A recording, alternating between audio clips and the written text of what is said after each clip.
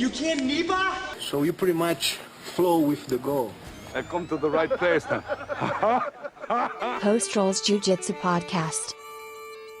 Oh, dang. All right. Well, welcome to the Post Rolls podcast. I'm Miles. This is Nick. We got the official Rick Ellis on Instagram. It is, right? It's the official Rick Ellis. Rick Ellis official, I think. Yeah. Rick Ellis official. Yeah, dude, super happy to have you here. Professor Rick. The Art of Skill podcast, or the Art of Skill YouTube channel that you have is incredible. Thank you. You have all types of amazing subjects that you go over and the skills that you've learned. And I appreciate you having me on your podcast at one point. Yeah. And so not only that, you are an international now seminar and Jiu Jitsu information delivery portal that you are spreading your, can I say old man Jiu Jitsu? Apparently, that's all I know how to do, man. So, yeah. You're spreading your old man Jiu Jitsu internationally across the world, which is amazing. You've led retreats here in San Diego for your followers. And you did a retreat in San Diego? I did one called Old Grappler Summit about 6 weeks ago, I think. Oh, really? And we got 30 people to come down from all over the United States, Canada. People came down from everywhere. It just blew my mind how many people we got. I had to cut it off. People kept wanting to sign up, and I was like, no, 30 is good. More than that might be too many. That's awesome. Or at least Miles has wanted to do a retreat in San Diego. I don't actually want to do it, but I offered him my free services if he puts it on. But what kind of services did you offer me? You don't remember this? We had this conversation on the podcast. You don't remember I just want you to talk about your services. He's blocked it out. It was too traumatic. Well, because we did a podcast, or we did a retreat in Mexico, and then we were planning one in Bali that we ended up scrapping. But we've talked about, we want to bring him back eventually, but he's always like, well, let's do one in San Diego or just market it to people outside of San Diego. Yeah. And I was like, well, I don't really want to do that because the reason I do the retreats is to more or less to travel places. You know what I mean? Yeah. I already teach jiu-jitsu in San Diego every day. That's just doing my job elsewhere. Right. But see, you're looking at it from your perspective, not the perspective of someone going, oh man, it's 40 degrees in Ohio right now. I'm going to San Diego. Well, I know that people would want it, but I don't want to do it. So perfect. So Nick, so you're out. He's Rick out. and I I'm in. are going to do this. That's But right. I said if you planned it, I would do it I with you appreciate for no you. charge. I said that was my services. Thank you so much. And hey guys, if you like the content that we're creating, smash the like button, drop kick the subscribe button, and donkey punch that alert bell so you make sure that you get the latest. That's true. We always forget to say that. We've never said that before ever. Honestly, I meant to say that today. Have you ever watched a video? Because I know everyone puts that in the YouTube videos. Do you ask people to like and subscribe in your videos? I do. I'm not super. I think some of that, honestly, is kind of bullshit. It's the worst. I mean, it's because I watched this video one time. It was this management company that they handle a lot of very popular creator channels. They do everything. They do all the video editing. They do everything. They're just, the creator just makes content. These guys do everything else for them. And he did this talk, which was kind of dispelling all of the common wisdom. He's like, we have done immense research here with millions of channels that have millions of subscribers. Yeah. We will release on a very specific schedule every week.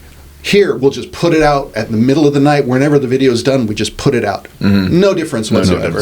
Like asking for the like and subscribe versus not asking, no difference. Like he just went through. He's like, it's all just like common wisdom that's not necessarily. Yeah. Listen, guys. I mean, when have you ever been watching a video and then the YouTuber goes like, make sure you like and subscribe, and you go, oh yeah, I forgot. Right. And then, like that said, people want to be told what to do. Like whenever I have a call to action.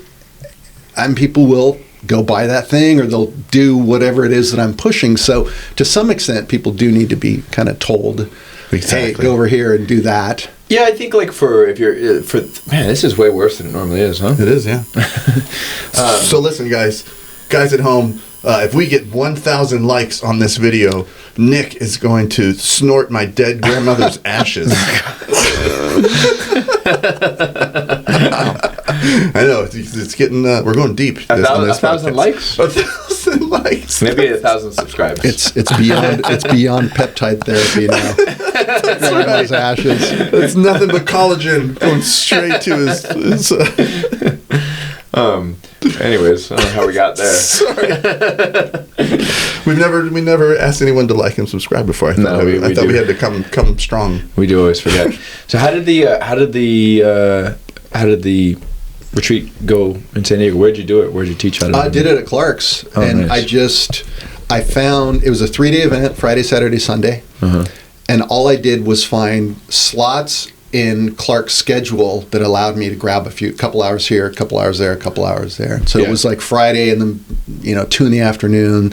Saturday it was like at 1 o'clock after open mat, and then Sunday was at 10 a.m. Nice. And so it was about 7 hours of training. We did a social event. I got a caterer and we did a kind of a high-end meet and greet, and that cost way too much money. And I'm doing another one of these this summer, and I'm thinking, man, how do I get the catering to be less, because it's thousands of dollars to do that, but it adds to the experience to have, because people want to bond, they want to, especially that older crowd, they want to lick their wounds together and be like, oh yeah, my shoulder hurts too. People do the retreats, I think, much more for the bonding than they do for the jiu-jitsu. I don't think many people do the retreats because they're like, oh, I'm about to like get laser focused and level up my half guard game or whatever, because you could do that at home in your gym. I reached out to all my people that came to my retreat in April. Hey, how's it going? You using the jiu-jitsu? Everyone's like, no, I haven't even trained since then. What? Yeah, we filmed, and I made all that media available to them, afterward as well. So you can, because, in a 3-day of training, how much can you level up really? Yeah. In those 3 days, not much, but what I hoped to do was, I was operating a little more conceptually with the older crowd, and being like, okay, no, this is our goal, this is what we're trying to do. Okay, when you pass the guard, this is what you're trying to do. And I tried to give some strategies that they could then maybe in the coming months and years kind of, have it. Definitely, you care about them. You want them to deliver what you got. Yeah, well, hopefully. Yeah. But you're right. It's more about the bonding, the camaraderie, and just having a good, fun weekend. Yeah. Can you tell? Like, you can see if they watch the videos or not, and you can tell that they're not really watching it. Right? Yeah, I know. Who knows? Yeah. Hey, can you? I've never asked you this before. How much did you actually enjoy our Tulum trip? Because you had you had a couple of things going on. How much did I enjoy it? Yeah, I mean, it was fun to travel and check it out, and I mean, getting shaken down by the cops was annoying. You guys did an event in Tulum? So we did a week-long or 5-day-long, something like that, retreat in Tulum, and we rented out this big Airbnb. We had like this awesome rooftop pool, and we found a place to train. Where'd you get mats? So there's a place in Tulum. It's not a public gym, but I somehow got connected with the guy that owns the hotel. There's a hotel on the water, and then on the rooftop of the hotel, there's mats up there. So we're training 100 yards from the water, like on the sand. So you could, we just walk down the stairs. You're on the beach, few feet away, then you're in the water. Nice, that's gorgeous. It was really cool. The mats were really juicy. The mats were, they were outdoor mats, so they weren't super clean. But because of that, Miles got a little bit of, he got the funk. Yeah. Whoa, easy. Whoa. We don't have to bring that up in the podcast. My goodness. I mean, it happens. We all we all get funky. You're talking about syphilis, right? Yes. No, I think it beat my syphilis. Got worse. Rick, if I unplug this sound deck and plug it directly into the wall instead of into the power strip, would that make a difference? Probably not, because everything's being fed from the one outlet. What happens is you get... so let's say you had something plugged into 2 different outlets. Inside the wall, there's a pathway that links those 2 outlets. So you've got this thing going into here, this thing going into there, but there's a pathway, and so you get what's called a ground loop. And it'll make this journey. But the same thing can happen, like when everything is plugged into a power strip, you can still get little ground loops and stuff, and they're hard to deal with. how these houses are not designed to be studios with like. Yeah. Well, this house was not made by a professional home builder. It was just a guy in the '60s that built the house by himself. Yeah. You know what I'll do next time? I'll see if I have a power bank, and I'll just plug the audio deck into the power bank, so it's not plugged into the wall. Oh, that's a good call. Yeah. All right. And you could run your lights off of a different circuit. The thing is, in houses, a lot of times, even though there's multiple outlets, it's all one circuit. It's all one circuit. Right, so, right. You've got lights plugged in over there. So you've got a pathway, for the light noise to get into your audio. Yeah. Hey, so Rick, tell us what about the trip you're just on? You're in Europe? I went to Europe. Me and Rodine were hanging out in the Netherlands. The Roydeen. The Roydeen. Whenever we were posted at the... Did you call him the Roydeen right now? Isn't that his name? That is his name. When we got pictures back from the Jiu Jitsu Lifestyle Summit, which the Roydeen was at, people were posting in the comments like, "Is that the Roydeen?" And so I've been calling him the Roydeen ever since. Wait, is that like a running thing? Like, is that First I've heard of it. I think I started. You have to agree and amplify. Right. Yeah. Agree and amplify. No, as soon as somebody said that in the comments, like, that the Roydeen? I'm like, wait a minute, you are the Roydeen? Roydeen? Come on. So now he's the Roydeen, as far as I'm concerned. So, so you're touring? Yeah, so we went on tour. He went and taught a seminar in Breda in the Netherlands. I went to a town called Nijmegen in the Netherlands and taught. And then we reunited in Norway for a black belt promotion, one of his guys. Wow. And then we spent a couple days in Amsterdam, just that's cool. doing things you do in Amsterdam. What do you do there? Yeah. Things. Stuff. You do stuff. Yeah, I heard stuff is, there's a lot of stuff to do. There's a lot of stuff to do in Amsterdam. Amazing. All right. Especially if you're hanging out with the Roydeen. Dang. I bet people just throw stuff at him. Like, what do you need? Where's Rory's school at? So I know it's in the desert. Yeah, he doesn't run a school anymore. He lives out in Palm Desert. Oh, okay. He trains at Coachella Valley BJJ, CBBJJ. Really great school out there. Super tough dudes. And did he ever have a school? He had a school in Bend, Oregon, back in the 2000s, which is how he and I met. I was his first student out there. Oh, really? His first? Yeah. Wow. When he and I go way back. So I was trying to learn jiu-jitsu with a bunch of Taekwondo guys on Thursday nights at a Taekwondo school. They'd let us use their mats, and we didn't know anything. And through a mutual connection, Roydeen, as a brown belt, came up to Oregon to teach a seminar to our little group. And so Roy and I kind of hit it off, and he's like, "Yeah, I'm going to get my black belt soon. I think I'm going to open a school." And I'm like, "Dude, do it here. Yeah." So he ended up moving up there. He's a black belt in a lot of disciplines, isn't he? He's a black belt in like 4 Japanese jiu-jitsu, aikido, judo, and Japanese jiu-jitsu too, huh? Mm-hmm. That's a whole new animal. Yeah. That's fascinating. Yeah, over the weekend, really good. He's really tough. I met Francisco Mansour. Yeah. You know who that is? Mm-hmm. He's my great grandfather, I think, in jiu-jitsu. It's same. Roydeen, Joe Moreira. No, Roydeen, Roy Harris, Joe Moreira. Yeah. So Joe was there also. Was he? Yeah, because Joe got his red belt last Saturday. Yeah. And my instructor got is a 5th degree, and he got his black belt from Joe. So they were both there. And then Francisco's son is a Koro belt, like a 7th degree, I think. And so they were all there. It was the most... I've never seen any red belts before, and there was 3 of them. Yeah, it was wild. Dang. But were the ladies just throwing themselves at him? Doesn't that what happened when you get a red belt? Yeah, I think so. Yeah, for sure. Yeah. You turn 70, and then they just worship you. Yeah, that's what I'm hoping for. Dude, there was 2 levels of like super bossness that I was like I aim for. Okay. You know? Yeah. One, like he didn't get up off the ground like when people came to shake his hand. Like he was sitting on the mat, and people, and he was just like. Mm-hmm. Dang. Like, damn, you just stand up.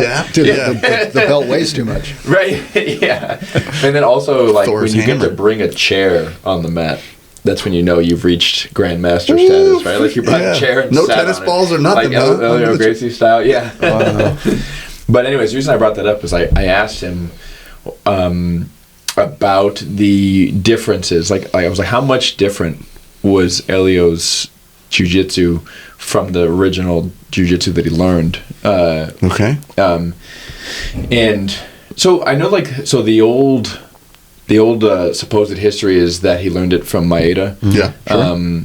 Which I've heard really. He trained a little bit with Maeda, but it was actually like there was a collection of Japanese guys that just, they immigrated to Brazil, and so he just learned it around. Maeda just being the most famous, but he never got a belt from Maeda. Or at least he never got a black belt from Maeda. Anyways, I asked him, like, how much did Elio change it, and how much, like, how, innovative was he really? And oh no, they didn't answer my question, to be honest. They gave me a workaround. Did they? Yeah, they were like, actually, jiu-jitsu comes from India 3,000 years ago, and they went through this whole other story. Yeah. And I was like, okay, so not much. Whoa. Like, why didn't you answer my question? I don't know. Do you know much about the history? A little bit, yeah. Yeah. I think I mean, on the one hand, we owe an incredible debt of gratitude to the Gracies. Yeah, right? yeah, We're for all sure. doing jiu-jitsu because of them. Yeah, for sure. Horian and all that. But, Of course. But on the other hand, they are insanely good marketers. I think that was Horian's great strength, was his vision, his marketing sense. And you go back and you watch UFC 1 was basically just an infomercial for Gracie Jiu-Jitsu, now that you go back and you look at it. 100%. And so it's hard to, listen to sort of the official narrative and know what's true and what's not true. I think there's a lot there that's sort of maybe, stretches it a little bit. But without a doubt, we owe them, a debt of gratitude for bringing it to the consciousness. I got my blue and purple belt from 10th Planet School. So it's kind of like, it's ingrained in me to be like, the geese, just to be a rebel a little bit. I didn't even realize that. I don't even count those. I'm ready to give up the gi, man. Just traveling with a gi is, it's the worst. Yeah. Oh, it's so juicy. Traveling with one gi is like so much. It's like a whole suitcase just for the one gi. Just for one. It is. You know what you have to do? You know how you wash it too when you don't have. Are you taking a shower with your gi on yet? You just put it on and you just show That's the travel. It's about how to turn it inside out and you put it back on and you wash it up. Dude, I once trained at a school, and I won't say what school it is, and the instructor lived at the school, and they didn't have showers there, and so naturally not a laundry room either. And so the way that he would clean his clothes was he would go to, like, he would visit other schools, go in the shower with the clothes on, then take the clothes off, then shower with the clothes off, and then get new clothes on. And that's how he would wash his clothes. I mean, that's probably a better washing situation than some. Then what? I mean, you're literally getting each part of your gi. You're really... But you don't get the blood out do the inside. Of one side. Oh, I mean, you should flip it inside out. You should do both sides, for God's sake. And it's really, for the kids at home, it's really the inside of your gi, which is the grossest. It's not the outside. Everyone, you got to turn that shit inside out before you wash it. See, I disagree with that. I think it's the outside. That's where you're sharing everybody's sweat, everyone's germs and mad germs. The inside is just... Because it's the other people's stuff. Yeah. Oh my God, I have so many questions for you now, Rick. So have you ever smelled your own fear? It's disgusting, by the way. As a matter of fact, as I walked in today, I had this distinct aroma. It's so real. I swear to you. I learned this just a few years ago, that I was smelling good and fresh and fantastic one day. I'm doing open mat. It was debatable. Debatable. It was at Legion. And this is something I want to talk about too. I had a revelation today. But, and then there was a brown belt that was like 6'4". He was in his early 20s and he was hunting for me and I could tell. And I'm like, and I used to, not so much anymore, but I used to be like, yeah, okay, come on, let's go. And he gave me a horrible time. Like, he really worked me good. And even one time in the match, I mentally quit. I was going to tap. I was just like hoping for something to happen so I could this would end. And it didn't. And so, which made it prolonged it even worse, and it was just a horrible experience. And this is one match, and I was smelling good beforehand. I'd already had like 6-7 matches beforehand, and then right afterwards, I could smell myself. You know when you can smell yourself, that's trouble. You know what I mean? And I could smell myself so strong that I couldn't believe the difference. And so now, I'm so in tune to it now. I know if I have how hard my match has been, because I can just like... I can just go over and just give it a little, and I promise you, now that you know this, you can try this. So you have a hard, because you're always a little monitoring, where you are, monitoring, how you're carrying yourself. Yeah. And your fear comes out in a horrific aroma.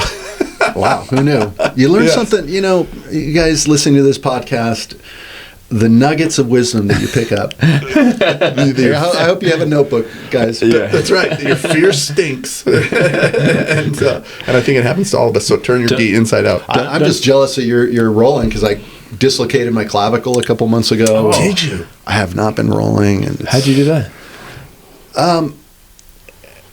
Did you roll with a 24-year-old 6'4" dumbbell? I roll. Yeah, I don't remember who it was, but I got kind of smashed on my side on the mat, kind of compressed in this way, and guy kind of crashed on me, and it just popped out. Pop. Did it really? Yeah, and. So I've had a dislocated I couldn't quite tell. too. I couldn't quite in the moment. I didn't know what was going. Just something shifted. Something popped. I didn't know what it was. And then it froze. It got real inflamed, and it just froze. And then after that, like every movement of my arm, like there was no movement in the whole shoulder girdle, all that. And so it ended up chafing up my nerves. I've got like thoracic outlet syndrome now in my neck, and I've got some nerve issues, and I've got a third of a tennis ball that's permanent on one side because of a clavicle issue. Yeah, it's sticking out. It's probably never going to go back. Yeah, that's fine. That's what our joints do. That's how we're snowmen, and we're just packing the snow on. And I think that we're getting stronger with each time that your joints get a little bit bigger. Yeah, of course. The more scar tissue you can build up. I'm so frustrated at this point. I've started doing the BPC 157 and the TB 500. I'm doing all this stuff now. Yeah. What doing all the peptides. Have you found a result from the peptides? I literally just started like 4 days ago. Oh, okay. I went down this nerdy rabbit hole into the world of peptides, and because you kind of have to nerd out a little because you're buying these vials of. Did you buy it online? Yeah. Tijuana? You get them in Tijuana? You get them in Tijuana. No, you go to. I'm buying it. Michael Sands turned me on to a place where you can buy them. And, not on the web, online. It's online. The dark web? No, it's dark web. Use cryptocurrency? No, you can just... You can buy them anywhere, but you can buy them on lots of websites, but they have to be sold as research purposes. Research chemical. They're not. It's a little. There's a gray area there. They can't sell it as anything other than research chemicals. Yeah. But that, which means that they don't necessarily need to guarantee or prove the purity of what they're giving them to you. Gotcha. Yeah. They're just equine. They're just horse. And that's the part that's a little bit risky. Probably, I don't think there's risk in doing the peptides because hundreds of thousands of people around the world are playing around with this stuff. And it's producing good effects, but I think it's just the purity of the substance. Yeah, I have a place in Poway that I go to that you can get them. And they can inject them for you too if you want. Oh no, actually, is it a compounding pharmacy or do they have a pharmacy? They must have one. I think so. It's a chain. It's called Game Day. So there's a chain. There's a lot of them around. So I think one of them has a pharmacy. But it's like basically it's a TRT clinic, but they do peptides as well, and they do like vitamin D injections. It's just a men's health place. Yeah, it's just that stuff's really expensive because the protocol. It's fucking expensive. The protocol I'm on is friend of the podcast. I'm doing the Game Day. BPC is every day, and then the TB 500 I'm doing twice a week. Right. Yeah. So and it's like $400 worth of chemicals. Doing it that way. Oh well, it's $500 a month to get it from them. And including like all the syringes and everything like that, and the blood work as well. It's all included in that 500. And I think they do blood work every 6 weeks. $500 a month, and then how many injections are you getting? The BPC is every day.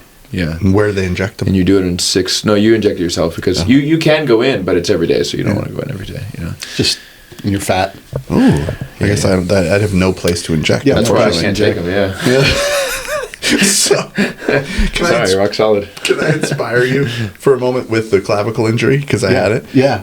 So I think I took 8 months off of jiu-jitsu, and I'm sitting there waiting for it to heal, and I'm having no improvement. Yeah. And then one time I was eventually, and this is I'm in my late 30, so I'm in my early 40s.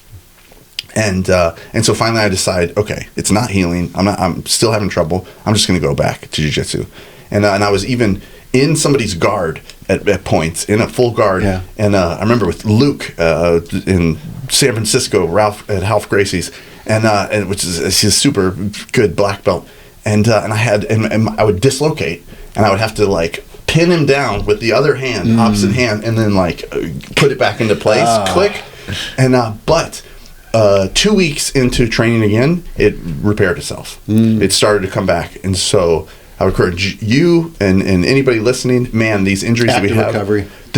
Active recovery is literally the only way to do it. Yeah. If you're over 21. Yeah, I totally agree with that. If you're what? Over 21? If you're not growing anymore. If you're not growing as a human, if your body is not like stacking on the cash, you gotta do it yourself. Dude, if you're under 21, there's no such thing. Like, or at least let's say if you're under 18. Like sometimes like the teenagers will be like, oh, I hurt this. I'm like, shut the fuck up. Yeah. Shut up. That'll Get be out fine. there and train. If it was 8 months, a friend of mine dislocated his clavicle. It was 8 months as well. Really? That seems to be, and I'm like 2 months into this going, fuck, I can't wait. No, but I'm saying if I would have gone back sooner, it would have fixed itself sooner. Well, I'm going to the gym. I'm like just doing a little bit, trying to mobility, range of motion, a little bit of, and it flares up. It's still kind of, and I've got this nerve thing that I'm like trying to. That's a tough one. That's a tough one. Steve Maxwell. Are you a Steve Maxwell fan? Yeah. Man, he says pull-up hang, an engaged pull-up hang, not just a loose one, but you just pull up like a half a centimeter. Yeah. And then your shoulders. That's the ultimate. Yeah. That is. I do those every time I work out. They're so good. That's awesome. Yeah, I do as well. I do too. Okay. That's all I know then. Our friend. It's just. But we'll see. Give me another 3 weeks on this cocktail of experimental chemicals. I had a student that was like, his knee and his shoulder was hurting him for like a year straight, and then he went on BPC and did it for 6 weeks, and that was like 3 months ago, and he's still pain free. I mean, that's one guy. That doesn't necessarily mean anything, but worked for him. So I have a controversial question for you. Okay, fire away, man. So here we go. And I don't know why this is controversial, but it is online for some reason. Gi versus no gi. Yeah. How do you learn the quickest? If you want to pick up jiu-jitsu so that you can say you're good at jiu-jitsu, gi or no gi, how do you learn the passes, in your opinion? I know. See, it stings a little. What do you do mostly? Mostly gi. Okay. I love no gi, and there's a purity to no gi that I love. Once you sort of figure out how to adjust your grips so that you can, clinch and you can play the no gi game reasonably effectively, then, other than some of the guard game that goes out the window when you're no gi, being at range, it's kind of the same. I don't think of it as super different, but fucking I don't know dancing around the question. Which one would you learn faster? Yes, that's the question. Okay, there's less techniques no-gi. Yes. So maybe there's a variable there. Okay. I like it. You're not having to play all the gripping, guard passing, right? Like all the techniques that have all that. So there's a simplicity. So that's throw one on the no-gi column. Wait a minute, that's two. There's less techniques. Less techniques. Less gripping. Less grips. I guess less grips. Less technique. Okay. So it's a simpler game. Yes, it's a much simpler game. 10th Planet. That said, no-gi rewards athleticism. Yes. And so giant. If you're athletic, you're going to have success no-gi because you can just, slippery, sweaty, you can blast out of stuff. Yeah. I mean, the gi still helps to be a good athlete. He's a no gi guy, and I'm a gi guy. Are you? So that should be the name of the podcast. There's still it still helps to be athletic in the gi. It's just easier to neutralize. Well, it's easier. That's what my point is that. Yeah, it's you can. If two guys are equally good and one's a better athlete, you can slow people down. The gi game, you can slow people down in a way that's harder to do no gi. Yeah. See, so he's asking this because I made a case for why you'll get better faster if you train no gi. And what's your case? Basically what I was saying is that in a nogi round, you will receive more information than you do in a gi round because of the faster pace and because you're going from position to position more scenarios. Often. Whereas like in a gi round, you might get locked down and stuck in something, or you often get locked down and stuck in something for longer. So yeah, you see more scenarios in a given amount of time. Yeah. But because scrambles will happen, and so you kind of develop a better instinct, like a more like reactive instinct, because you have to scramble, and when you're scrambling, there's no time to think. You have to be reactive. So those two things kind of help you get better faster. But as someone that started nogi, so I always get, because not many people start purely nogi and then go to the gi. I would say almost nobody does. Yeah, almost nobody does. You're going to wear a gi and then just throw on a leotard and run around? Yeah. No, that doesn't. I already have the coolest way to do this. Why would I go to the second coolest way? That's right. Leotards are way cooler. Although my school used to be in a college town in Wyoming when I ran a school, and everybody would start nogi because it was, you could come to the nogi class free and get a free class. So everyone would start nogi. Right. Yeah. Really? Okay. Yeah. But in the first like 2-3 months, there's almost no difference if there's two beginners, because the grip game is not very in depth. Yeah. You know, you probably wouldn't even notice the difference in the, like, if you're a spazzy white belt, you're a spazzy white belt in both. You know, but anyways, so a lot of people. What were we getting at? You distracted me. Gi and nogi. A lot of people like the nogi better, probably. Is that what you're going to say? Because it's so juicy and close. Yeah. And you like the smell of the men's sweat. We said that nogi is a little simpler game. However, the leg game is complicated. Yeah. And in nogi, the leg game is very, very there's a big additive to it as well there.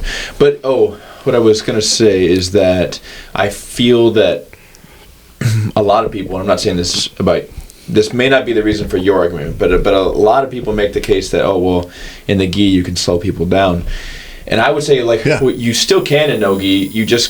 You can't do it in the same way. Yeah. And so like if you're when guys are used to the gi, and what they mean is like, I can't just hold their collars or hold their sleeves and slow them down that way. You still can.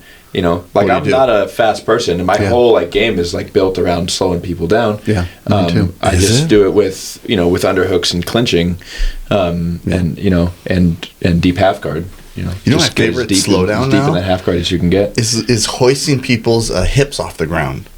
So if you can get a north-south, but you hoist somebody's hips like a millimeter off the ground, they can't move around as much. Oh yeah, you did that to me, and you did that to me in my half guard too, right? Yeah, I did. I mean, that's a potent stimulus. I don't think that's the right word. I don't think stimulus is what you were calling for. Stimulus is, for me though. I'm excited. It stimulates you. Because, because you ain't got shit underneath me with your hips off the ground. Yeah. That's the point.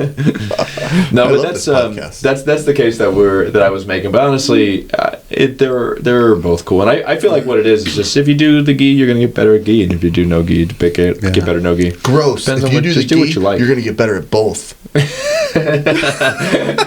That's just how it works, Master History and Gracie.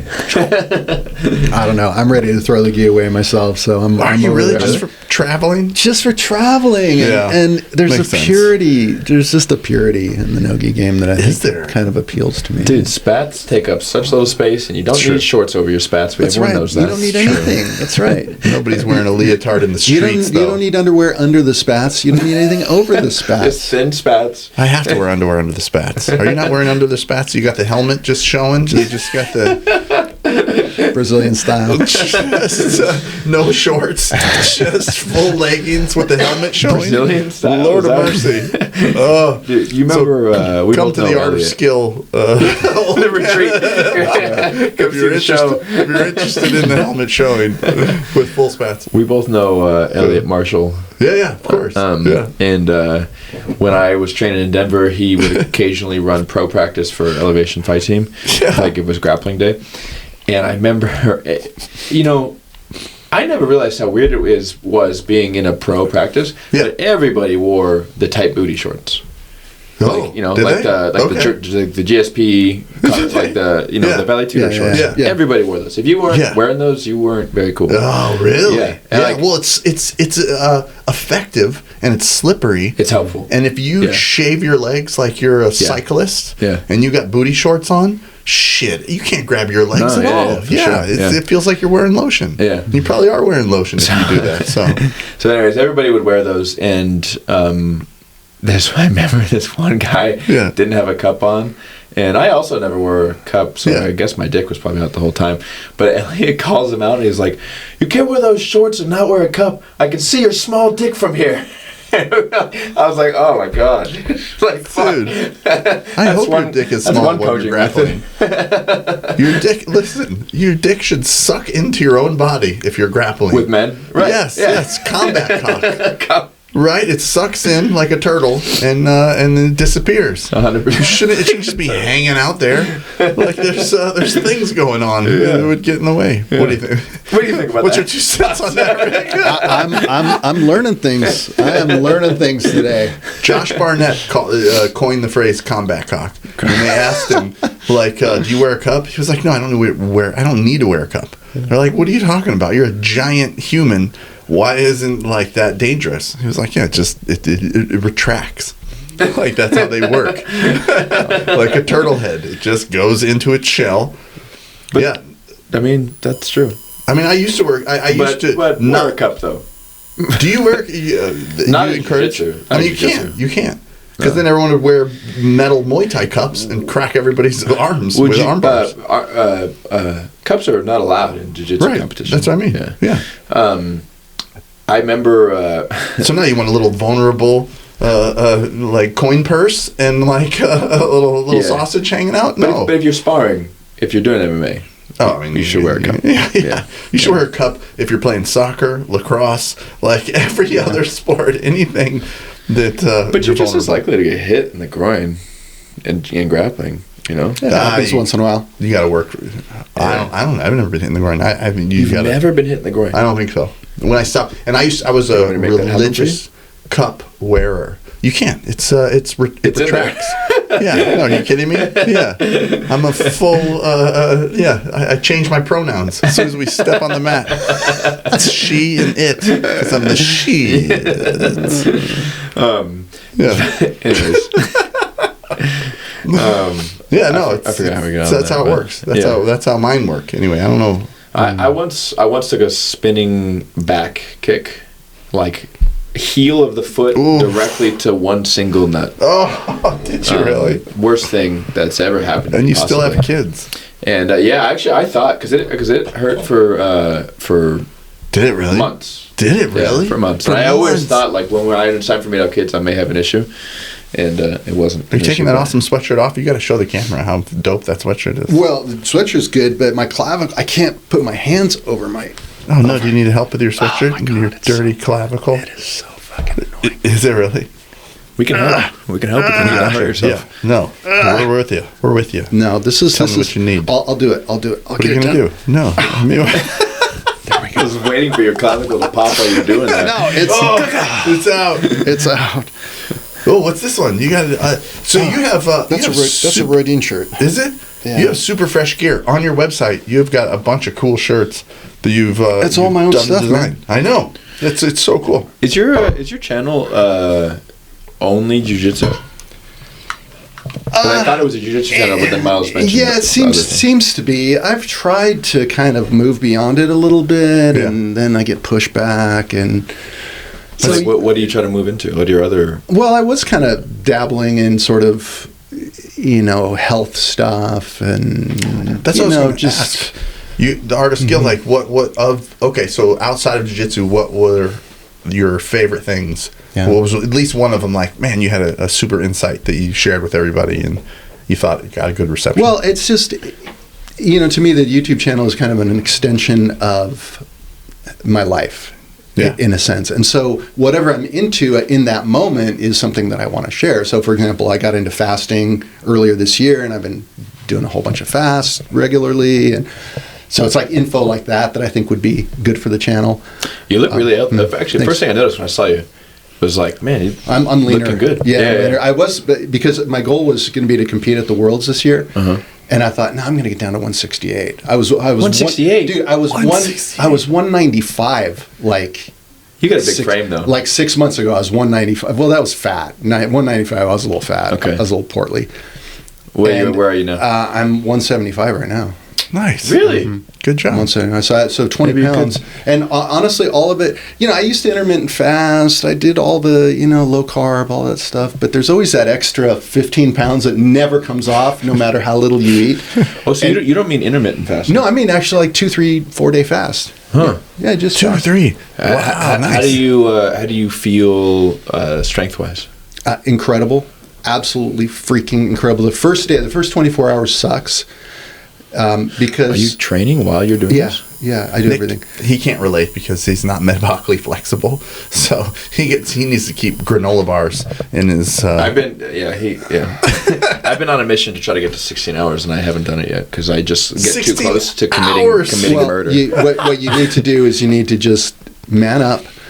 He's not making ketones. That's his problem. Yeah, well, you need to just break through it. So here's the thing. It's got 0 ketones. Here's the thing. From what I've come to understand, if you intermittently fast, okay, so you do like a 16-8 window, let's say. So you don't eat 16 hours. You eat dinner 7 o'clock at night. The next day, you eat at noon. There's your 16 hours, right? Right. 16 hours is not enough time to produce all of the benefits that your body produces when you fast.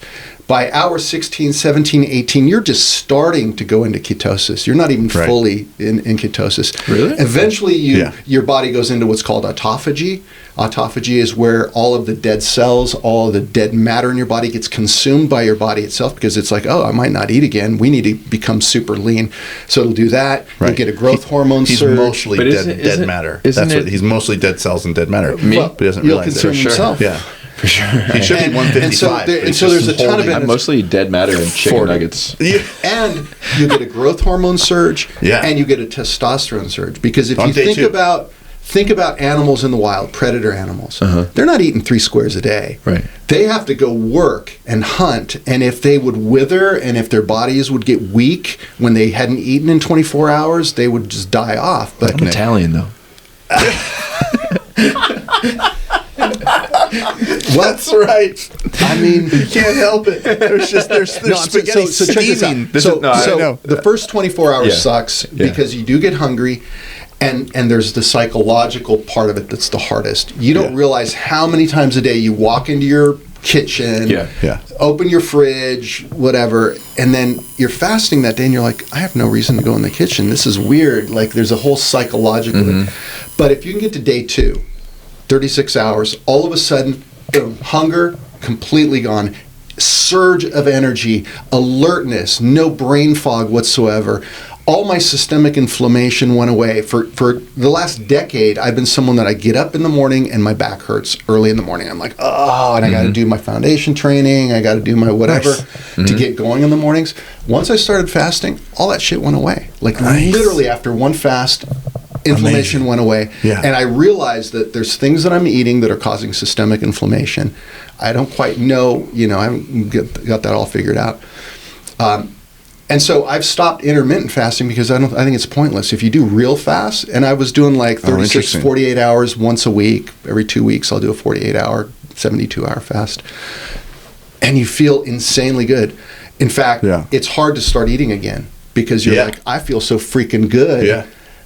I feel lean, my body, like all of that blood in your body can go to your mind, can go to other things where you're not having to, use your energy to digest and do all this other stuff. So you feel alert, you feel engaged, you feel energetic. And then you go back to you're on high alert. You are like your body is in the state of, hey, go get some.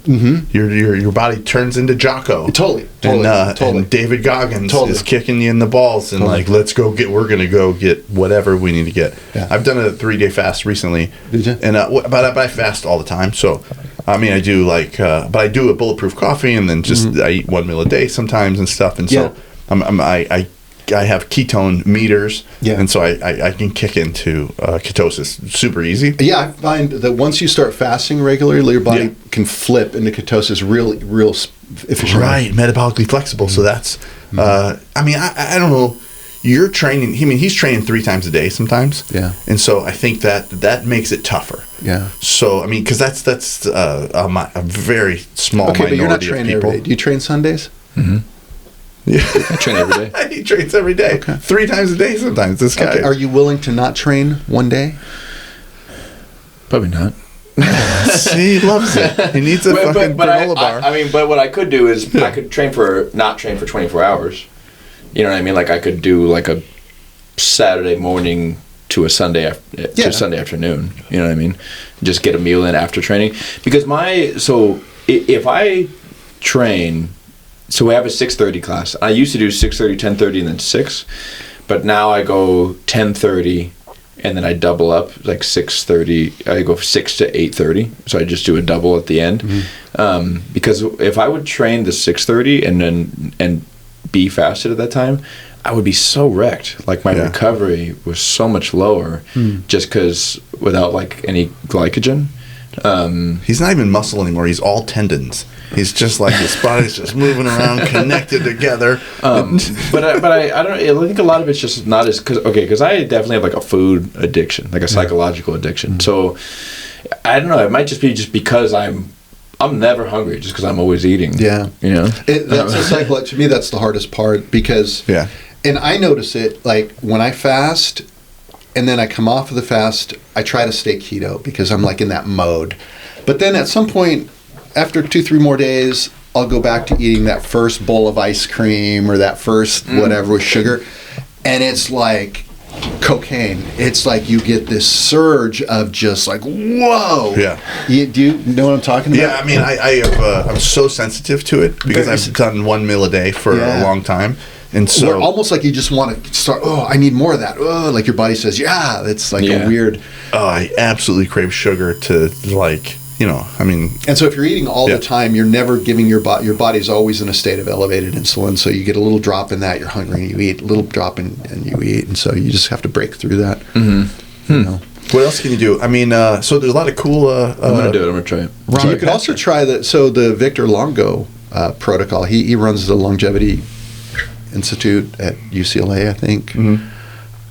They came up with what's it called? It's called, I forget the name of it, like the almost fast. So what they did is they did a whole bunch of placebo-controlled blind studies and all this stuff, and what they did is they tested the people's metabolic age, and then they went on this protocol where you're eating less than 1,000 calories a day for 5 days. Less than 30 grams of protein. You're just eating a tiny bit of food for 5 days. And they did that once a month, I think, for 3 months. After 3 months, they tested their metabolic age, and everybody was like 3 years younger in terms of their just after having run that protocol 3 times, which is just caloric deprivation. Yeah. No, I mean, they've done it in rat studies. Yeah, in rat studies. It's 25. I mean, I'm a huge fan of that. I don't hit any macros or protein requirements. Not even close. I mean, with one meal, like I'll literally just have one meal and then I don't even think about it. What's your one meal? Like how many calories do you think you get in that meal? I mean, it varies so much. I mean, let's see. Yesterday I did 2 chili cheese dogs from Wiener Schnitzel and then 8 beers. So it's like. I don't know. Someone at home could add up those calories. See, that's what I end up doing is like I'll do a big fast, and because I'm so starving when it comes time to eat. No, but you won't. I'm the thing is, no, but you won't. If you do a real fast, you're not going to be hungry, and you're going to be like, okay, it's time to eat. If I break through that, and you don't want to break a fast, especially if you've done 2-3 days, 4 days, 5 days straight. Yeah, it's so hard. You don't want to just gorge. Have you done 5? Yeah, my longest was. Was it 5? I think. Wow. 5. Yeah. There's a neat thing that happens. There is an energy that you start to get that's incredible. And I had a neighbor back when I lived in San Jose that did, and I know it sounds crazy, but he did 40 days. And you could see it in him too. He lean out, depleted significantly. But what... But he was already kind of ripped. But what he said is that where he could get energy from, because now his energy is sparse, right? Because it's not getting it from food. And so, and he would do bone broth, and he would do a few things just to kind of keep the system going. But he said grounding and sunshine, man, would increase his energy. But we don't really know that, right? Yeah. I mean, we do a little bit. Yeah. Sunshine for sure. I don't. Sunshine for sure. I don't know much about grounding. I'm not a.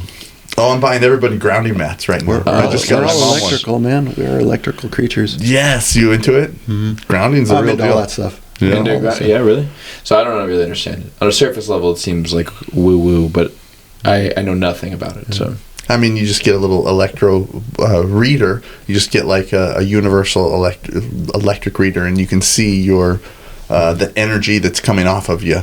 And then you step on a grounding mat, or you step on the ground, and then it goes to zero. And so you're building up this static electricity. You're just like kind of building up this static, gross electrical I think there's a lot about circuit. electricity that we don't know.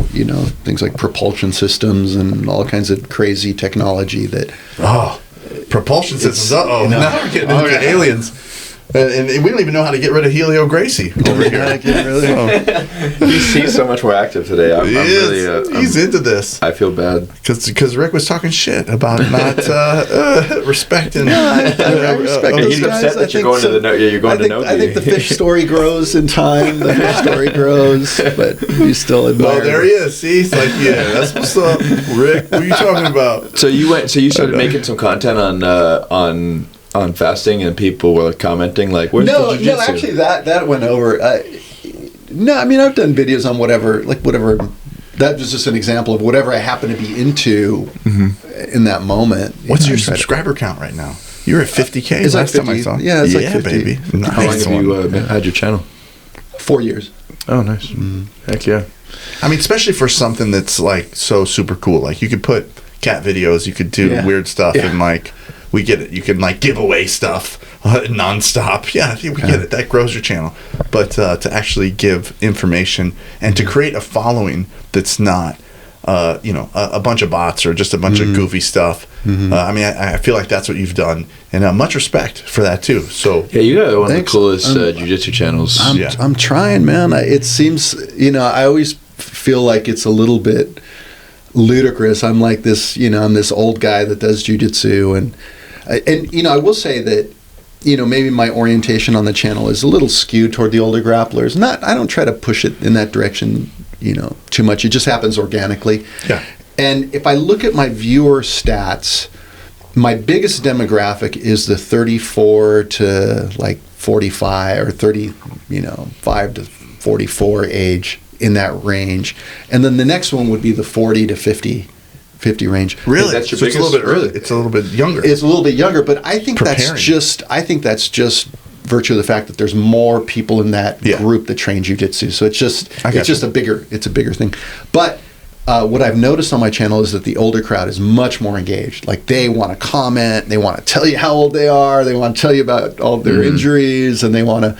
So they're definitely a better crowd to get that kind of engagement on the channel, I think. Jiu-jitsu is the best mental health thing that there is. Yeah. I mean, let's be honest. There's just hardcore exercise. You could say that CrossFit is good. You could say that there's a few. You gotta get the whatever that's inside of us. It's the best physical mental health. Yeah. It's the easiest one. Yeah. You don't need any tools. You just need one. We could do it right now. We could all just go to jiu-jitsu right now. You just need a couple of dudes. It's definitely the thing that like makes you feel really good, but I don't know. Like it doesn't help me overcome my food addiction. That's for sure. What? Nick, dang. He's taking the... Okay, let me tell you about my revelation today. In a sense, yeah. I had an incredible... Just do 24 hours. That's going to be your first... I'm going to do it. Your first. Just 24 hours. You can make it 24 hours. The problem is you get to the end of your 24 hours, it's really... So if you eat dinner at 7 o'clock... the next night at 7 o'clock, the real benefit happens if you go to sleep hungry and you get up that next morning. 36 hour, that's where you wake up and you're like, no, I'm not hungry Here anymore. we go. In fact, I feel great. It's go In fact, time. I think I'm going to go work out. Like, you know, you get all energized. And I heard that 3 days you start to rebuild. I thought just stem cells start to accumulate and rebuild. Mm-hmm. It's a reset. It's a physiological reset. I mean, you know, the Bible says you need to fast and pray. Maybe they knew something. Oh man, well, I fast I and agree pray with every that. morning. Yeah. See? I mean, yeah, of course. Yeah. I mean, you said that like a joke, but I was like, that seems like not a joke. But that seems like that's a good if thing. you don't create, I mean, this is really important to me. If you don't create a hour of your day that's dedicated to yourself, then who are you going to help? You're not going to help anybody because you're run thin, and you're not working at your full potential. Yeah. If you make an hour of your day that involves breath work, meditation, exercise, Sunlight. stretching, sunlight, grounding, a bulletproof coffee, whatever you want, like just take it to yourself. I got a lot of crap for this for many years because mine was about 10 to 11 o'clock, and that's when everybody's buzzing around and doing stuff. I'm like, Got a no, lot of crap from. this is me. From my job, from my wife, from everybody. Yeah. Everybody was like, what do you mean you're just going to go work out right now from 10 to 11? I'm like, yeah, it's exactly what I'm doing. It might be 10 to 11:30. It might be 90 minutes. But guess what? I'm going to come back, and you're going to be able to be with me. Where if I didn't do that I'll be for a better. few days in a row, I'm not going to be as helpful to you. You know, I think that routine, especially we're talking about, you know, older athletes doing jiu-jitsu. Yeah.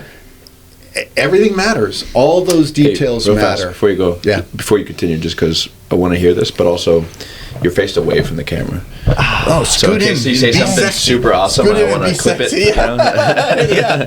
Tell us the word, baby. So yeah, So let me talk to you guys here. Hit I us. haven't had a beer in like 6 months, and I've had like a third of this, and I'm wasted. Right? I was waiting for some powerful insight, but that was a powerful insight. So but you were about to make a good point. withstand No, just from that. beers. Just that. Yeah. You know, the details matter. You get up, you get your sunlight, your vitamin D. Yeah. Your, you know, it's all those accumulated details. The impact that has, I think, is way more important as you get older. So yeah, I'm with you. I try to do all that stuff in the morning as well. I say that in my class, and I don't curse in my classes at all. And today I was teaching at the Japanese Friendship Garden in downtown San Diego, and at the Balboa Gardens. It's so amazing. We got the just waterfalls and koi ponds, and there's hummingbirds flying through, and it's unreal. And I don't curse, but I do say one curse word, and I say, "Hey guys, you know," they're talking about like what kind of routine we should have, and I talk about it a little bit. And if you create an hour of the best, if you're the best hour of the day you own, because it doesn't require any tools, you just do a little exercise, you do a little stretching, you do a little breath work, then you become unfuckwithable. Because you can't you can't take away my hour. Like everything else, the world could be on fire, but guess what? At 9 a.m. on Fridays, I'm gonna do this, and then you're impenetrable for at least the rest of the half of the day, but you know you have that. And so I think that's if there's anything that people can do for themselves, it's just like take the hour. And we all know somebody that doesn't take the hour. Yeah. You're like, man, you're not showing up. You're not taking the hour. Man, I feel like you're quite busy with the gym, and you got a new location, and you got a bunch of classes that you're running. I do and I don't, because like in one sense, right now, like I'm at a stage in my life that like from eyes open to eyes closed is like going. Yeah, you know, for sure, every day. But at the same time, like every time I teach a class, I'm training for 45 minutes, and that's my favorite place to be. Yeah. So like, or you know, it's definitely like in a way it's you know it's training is stressful in a way, but it's stress relieving too. Mm. So I kind of have that hour. Like it's maybe not intentional. It's not like, all right, guys, this is my me time. Yeah. But I do have that. That is my reset time where I get to turn my brain off and, you know, and just roll. Tell me this too. So the revelation, I was going to tell you, I had a revelation today. I literally had a revelation today that, so in cold exposure, you do ice baths, and if you do 2 minutes, you pop out, you feel awesome, you have more energy than you would have if you didn't, right? you're kind of cruising around. You're like, you just have all this extra oomph. And the way I would do jiu-jitsu is I really like open mat. You know that. I just want to just get in there and roll. And I would really kill myself at open mat. I love to go to Legion, and I'd love to do, they have 5-minute rounds there, and I would do, sometimes I would do 15. I would do an hour and a half of 5-minute rounds, and I wouldn't take a round off.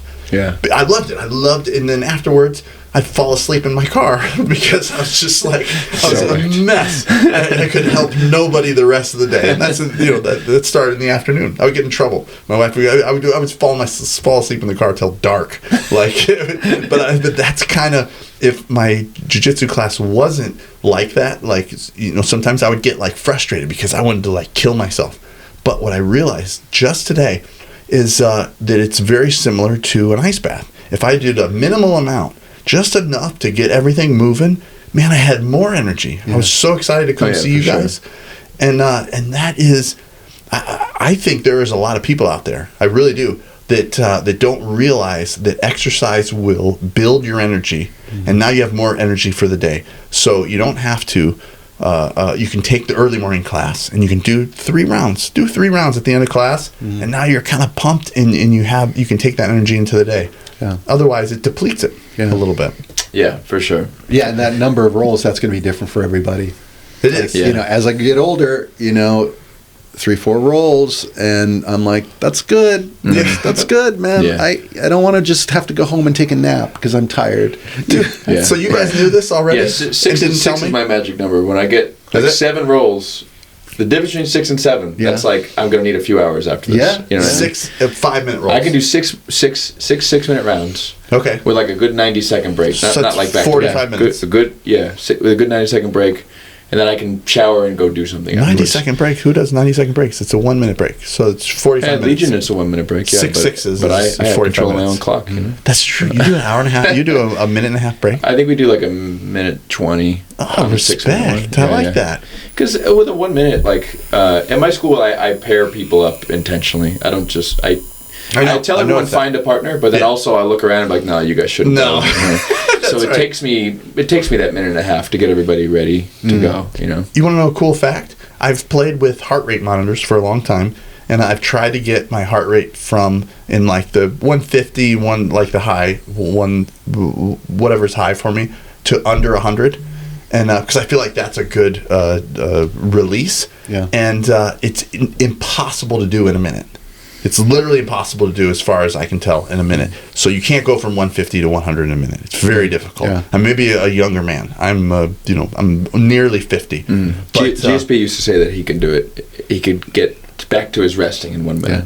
Yeah. In 1 minute. Yeah. Well, you can train the ability to do that. Yeah. Yeah. So I've been trying to, but 90 seconds I can do it. Yeah. So 90 seconds seems to be and especially with sprints and stuff, or hitting on the bag, or doing jiu-jitsu or whatever. And so what I would tell people is that you take the first 30 seconds of the next round, and you don't just attack them. You get your heart rate down. You keep getting your heart rate down for the next round, so that if we're going to go Hicks and Gracie style, and I'm going to watch the veins on your neck and the veins on your head, and I'm going to make sure I'm below your max heart rate, and then pounce on you as soon as Rick's heart rate goes up, then that's the move. But that's interesting. I think 90 seconds is a much better break than 1 minute. Yeah. Well, you've inspired me. I'm gonna do a long fast because Good. It's a game changer. It makes sense to me, because I've always been trying to just get to 16, and I'm I'm about to get divorced if I keep this going. I gotta eat. Let me disagree with you a little bit. So I think that I did. Gary Brecka is an awesome just leader in the health space. Yeah. And then who else? There's another gal that she does a fast like a girl, because women have different sort of That's needs. what she calls it, fast like a girl. Fast like a girl, yeah. And what both of them recommend is that you do two meals of bone broth the first day. So if you're going for a 3-day fast, then you cut it out. You do coffee the first day, and then you do bone broth at lunchtime and bone broth at dinner time. And you can even put a little lemon in there, make it a tasty bone broth. And I did that for my first 3-day fast. And I mean, it was absolutely a piece of cake. And I really looked forward to the bone broth. Yeah. And I had like a nice like organic bone broth and fresh lemons from the backyard. Sometimes like that. So you get to 24 hours and you don't want to go to bed hungry. You're hungry. You know, a little bone broth, a little. Okay, so you eat a little something. It's not going to completely derail your whole. It doesn't at all. I mean, it's very minimal. Do you have coffee while you're doing it? Yeah, I'll drink coffee. Black coffee. You can have as much as you want. Coffee or tea or hydrogen water or whatever. Hydrogen water. Look out. Where's your hydrogen water? I wish I was on it. It's not. Is this hydrogen water? I wish that was hydrogen water. It's in my bottle. Wait, I thought all water was hydrogen water. What is hydrogen water? Oh, that's the good so stuff. you can buy.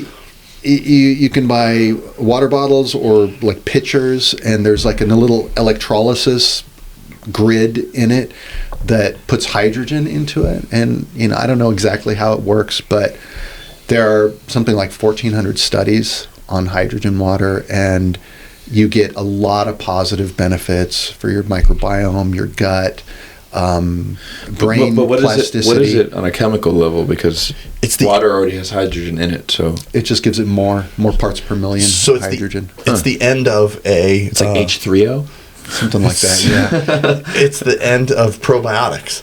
So when you eat probiotics, right, they convert it into hydrogen. So you are just hitting the hydrogen out of the gate. So kimchi, sauerkraut, all your favorite probiotics, they convert into hydrogen. So you are literally just taking in the liquid end of the probiotics that you eat. Yeah, it's amazing. That's, again, Gary Brecka's a monster fan of it. The water bottles are a little expensive, and they're kind of shady, too. Shady? Well, yeah, I mean, because the good one is like $200. A good water bottle that will add hydrogen to your water. For one bottle of water? Yeah. Well, no, it injects the hydrogen. It's a reusable. Yeah. Oh, okay, gotcha. Do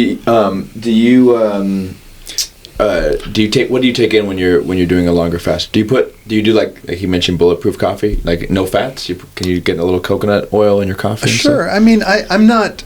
I'm just saying, what do you do? Yeah, I'm not an absolutist. Yeah. That first day, I just want to get through that first day, because I know if I can get to hour 36, I feel incredible. Yeah. And so a lot of times that first day, when it's time to go to sleep, I'll just do something, a little bone broth, a couple slices of cheese, a couple nuts, just tiny, just enough to put something in my stomach, give my stomach something to do. Yeah. And then once I get to 36 hours, I'm good. Then I won't eat again. But it sounds like that. That protocol is. It's pretty good. It's pretty. Yeah, because then you stay off the hard stuff. Yeah. Like nuts and. I mean, you have I really looked forward to the bone broth those 2 days. And bone broth has a ton of protein, good fat. Oh really? Yeah. Mm-hmm. Oh yeah. Ton bone of broth is protein. the best. Yeah. And it doesn't break. It's you're still in ketosis. It doesn't. There's no carbs. Right. So is ketosis necessarily what you're looking for, or? Yes. Because that's the act of making ketones from your fat. So but what you were talking about eating the dead cells and stuff. Autophagy. Yeah. So because if you're eating fat, you won't get there, right? You have to be eating more or less nothing, right? So I think that it's the fats that give you the energy. So now you're eating your own fat. Now you have energy. Now your body can still dip into. It's going to eat some fat. It's going to eat the zombie cells. There are two pathways. Your body can fuel itself with glucose, stored, sugar stored in your muscles, or it can fuel itself with fat. And so, but to fuel it with fat, you have to go into ketosis. Your body has to switch so it can then, enable that pathway that allows your liver and everything to process fat as a fuel source versus just sugars. And when you're constantly eating carbs and stuff, you'll never be in ketosis. So your ability to consume fat is limited. You want to know a wacky fact? When you are deep into ketosis, you'll actually blow on alcohol meter. You'll blow that you've been drinking alcohol. Yeah, I don't like it. I've been fully in ketosis, like for longer stretches, a few times in my life, and you get weird breath. Like I don't like it. Oh yeah, halitosis. You get halitosis. You get kind of weird. Like that's kind of how I monitor whether I'm in ketosis or not. Mm-hmm. How's my breath smell? Yeah, I can taste my own breath. Like, ugh. All right, you learn to kind of feel it. I'm like 15 minutes past my hard out time. So are you? I thought 3 was out. Okay. Yeah, I gotta. The breakers are. I have to go pick up something from my school. No problem. Cool, brother. This is awesome. This is super fun. Okay. That was a good time. Get into. We're gonna now. Nick's gonna fast, and he's gonna let you know. If he murdered his family, or if he was able to. When was the last time you ate? What's that? When was the last time you ate? How long have we been on this podcast? He's got a granola bar in his gi pants right now. I finished eating right before we came on. But I just finished training, so I just had some protein. He needed some protein after what I did to him. I wish I could have been there, man. It bums me out that I'm not training right now. Well, I know. Hopefully, in a few months, maybe we can do it again. We can train and I'll update you on my fasting status. So, how can people find you and shout your channel out? The Art of Skill on YouTube is the easiest way. I'm on social. I'm on Instagram. I'm on all that. I don't do my following on Instagram's not super high, but YouTube is generally where I hang out. Yeah, it's fantastic, man. Or you can go to my website, rickellis.com. Is your on Instagram? So if I make some clips, is it Art of Skill or is it Rick Ellis? So it's Rick Ellis Official on Instagram. Okay. And The Art of Skill on YouTube. Okay. Cool. Hey, and you got a bunch of cool jiu-jitsu courses too that you sell. Yeah. So people should definitely check those out. Check it out. And I think you have it on. You sell it on your site. Yeah. And you it's better if they get it from your site than they get it from BJJ Fanatics. I have one course on BJJ Fanatics. Yeah. The rest of them, I've got like 6 courses or something. They're all on my website. Dude, I make more selling direct, and that seems to be my audience. Man, that's old guys, old men need some direction, and it has to be. You got to change your game up a little bit. Hey, I'm in the middle of trying to start some online stuff like that. Yeah. Perhaps we could talk about it afterwards. Yeah. But I'd love to sit down with you and pick your brain on things that I'd pay for your time. Because I want to get started, and I was like, I have no idea. Look out, Rick's a consultant right now. For you at home, if you have some courses you're trying to sell, this guy right here is getting it done. The Art of Skill on YouTube. That's right. Follow him. I will hook you up. Donkey punch of the bell. You know what you got to do. Also, make sure you get the Superman punch. Superman punch to the like button. Yeah. Dan Henderson. All right, guys. Thank you all. Yeah, nice being here, guys. Yes, sir. Yep. All right, peace. Cheers. Guys.